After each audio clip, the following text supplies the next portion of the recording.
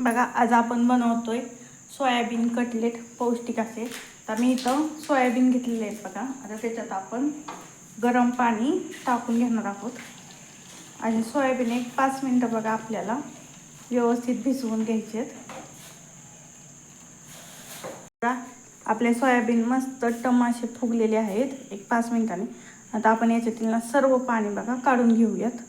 बघा याच्यात व्यवस्थित पाणी काढून घेतले आता आपण एक मिक्सरमधून बघा बारीक करून घेणार आहोत. बघा सोयाबीन आपण व्यवस्थित असं बारीक करून घेतलेलं आहे. तर त्याच्यामध्ये आपण भरपूर सारा कांदा घालून घेणार आहोत एकदम बारीक चिरलेला बघा. आता याच्यानंतर बघा मसाले आपण मीठ घेतलेलं आहे, मिरची पावडर, गरम मसाला, धना पावडर, हळद आणि जिरे. इथं तुम्ही जिरे पावडर जरी वापरली तरी पण चालेल. मी इथं आपले अख्खेच जिरे घेतलेले आहेत बघा, खूप छान लागतात असेच म्हणून. याच्यानंतर आपण थोडीशी मिरची आणि लसणाची पेस्ट टाकून घेणार आहोत. किलो हो का, एवढी आपण छोटीशी थोडीशी आपण जास्त तिखट नको म्हणून थोडीशी टाकून घेतोय. आता याच्यात आपण भाजलेलं बघा बेसन बाइंडिंगसाठी टाकून घेत आहोत. आता हे आपल्या व्यवस्थित मळून घ्यायचं आहे बघा. बघा याच्यात आपण थोडीशी कोथिंबीर टाकून घेणार आहोत बघा. आता हे सगळं आपण आणखीन एकदा मळून घेऊयात. बघा आता मसाला व्यवस्थित लागला आहे. आता याच्यानंतर आपण याच्यात थोडंसं बघा तांदळाचं पीठ घालणार आहोत. याच्यामुळे काय होतं, कुरकुरीतपणा जास्त येतो बघा. बघा गोळा व्यवस्थित मळून झाला आहे. आता आपण याचे कटलेट बनवून घेऊयात.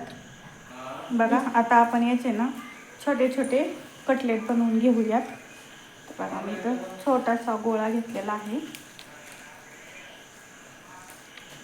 आता व्यवस्थित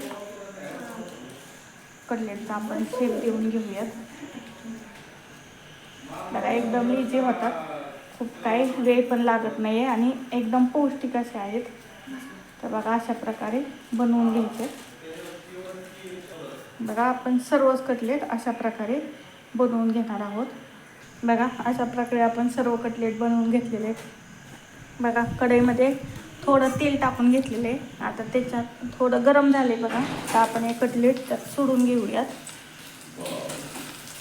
आणि दोन्ही बाजूनी खरपूस असे भाजून घ्यायचे.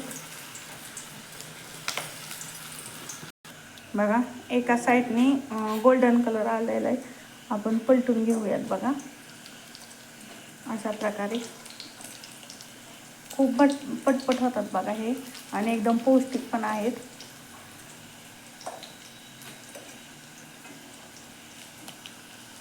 असं दुसऱ्या बाजूने पण आपण गोल्डन रंग येईपर्यंत बघा भाजून घेणार आहोत व्यवस्थित.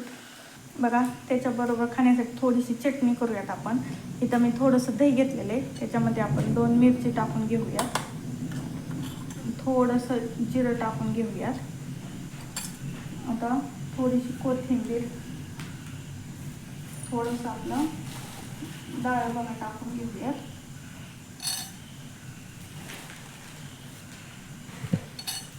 आणि थोडंसं मीठ बघा चवीप्रमाणे. आता आपण हे व्यवस्थित सगळं मिक्सरला बारीक करून घेऊयात बघा. आणि 2-3 बघा पुदिन्याची पानं पण टाकून घेऊयात.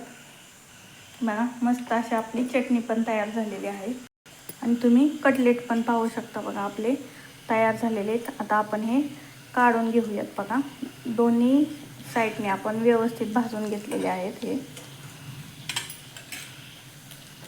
बघा मस्त असे आपले कटलेट तयार झालेले आहेत. तुम्ही एकदा अशा पद्धतीने नक्की ट्राय करा आणि आपली रेसिपी आवडली असली तर नक्की लाईक आणि सबस्क्राईब करा.